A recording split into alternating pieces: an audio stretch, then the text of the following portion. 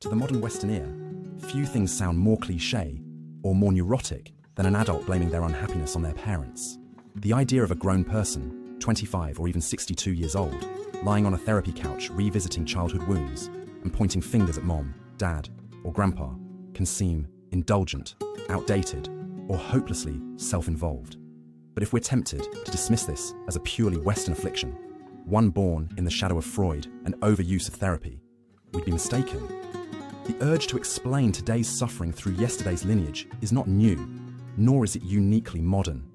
It's not confined to the sterile office of a psychoanalyst or the leather couch of an American therapist. In fact, across many traditional African societies, this impulse takes on an even richer and more spiritual form. From the Yoruba of West Africa to the Oromo of Ethiopia and the Hutu communities of Rwanda and Congo, people have long believed that unresolved tensions with our ancestors can ripple through generations, manifesting as emotional or even physical disturbances. When the dead won't rest, ancestors as emotional architects. In these cultures, the dead don't disappear, they linger.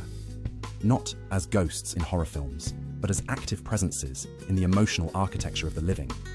When life begins to fracture, when one feels lost, haunted, or unwell, it is often interpreted as a sign that something is amiss in one's relationship with the ancestors. A troubled mind isn't merely a biochemical glitch. It's a signal that the living and the dead are no longer in harmony. To restore this balance, one would not consult a psychotherapist, but instead visit a diviner, often called a babalao in Yoruba tradition. This is not just a spiritual figure. It's a healer, a guide, a kind of ancestral diplomat. Their role is to speak not just to the patient, but directly to the dead. The ritual of listening, healing beyond language. The ritual begins not with conversation, but with rhythm. The babalao carries a sacred tool known as an iro efa, a carved divination stick. With slow, deliberate motions, they strike it against the earth, producing a sound that cuts through the noise of everyday life. The echo is not meant for the ears alone. It speaks to the spirit, calling forward whatever lingers unseen. This sound creates a threshold.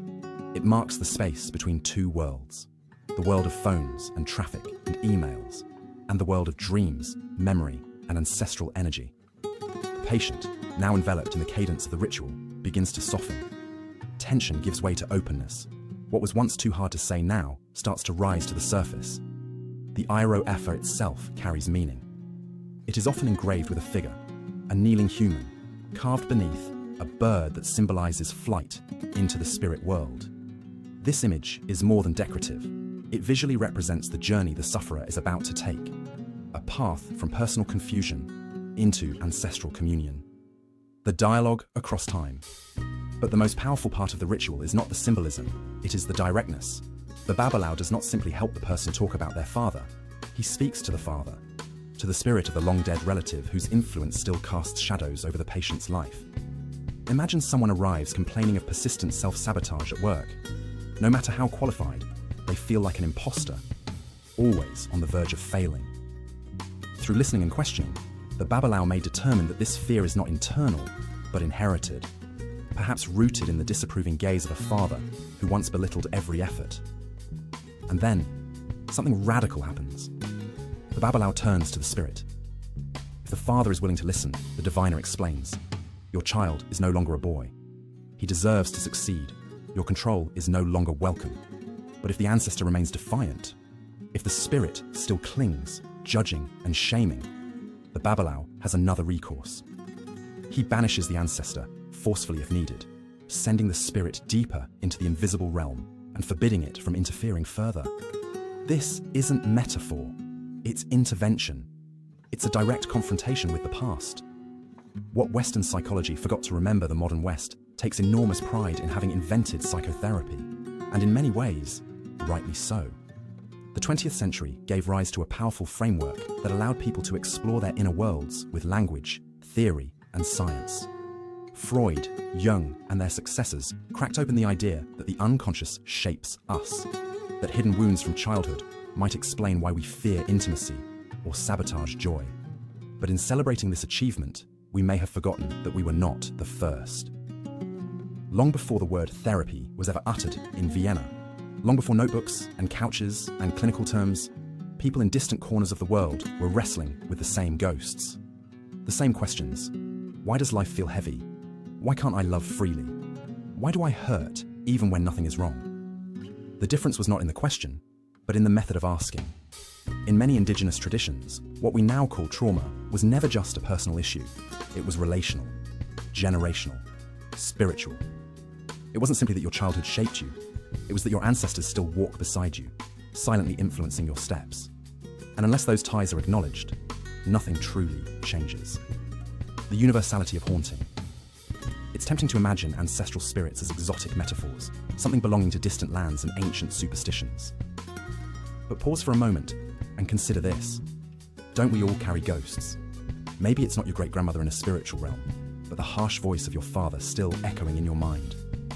Maybe it's the shame passed down through your family line, wrapped in silence, or the unspoken rule that success is selfish and wanting more makes you ungrateful.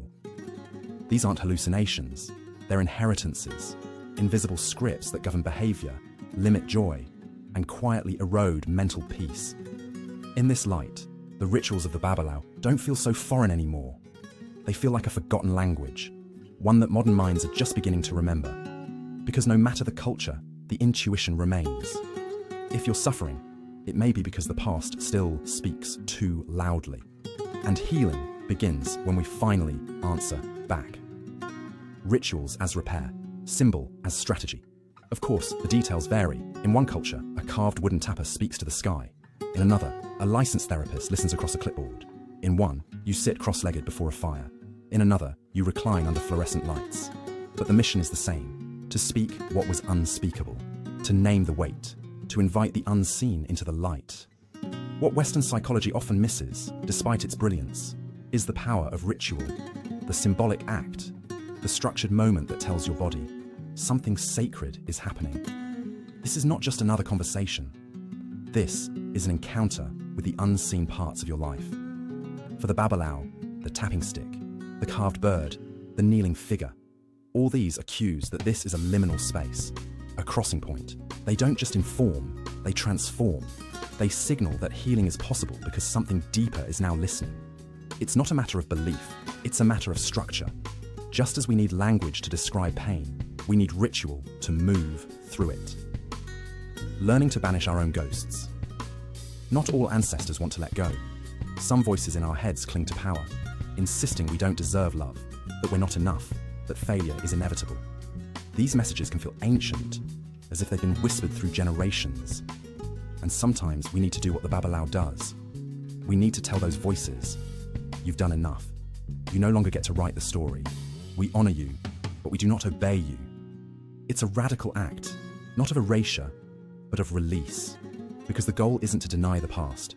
It's to carry it differently, to speak its name without letting it define us, to thank it for the warning, and then walk forward anyway.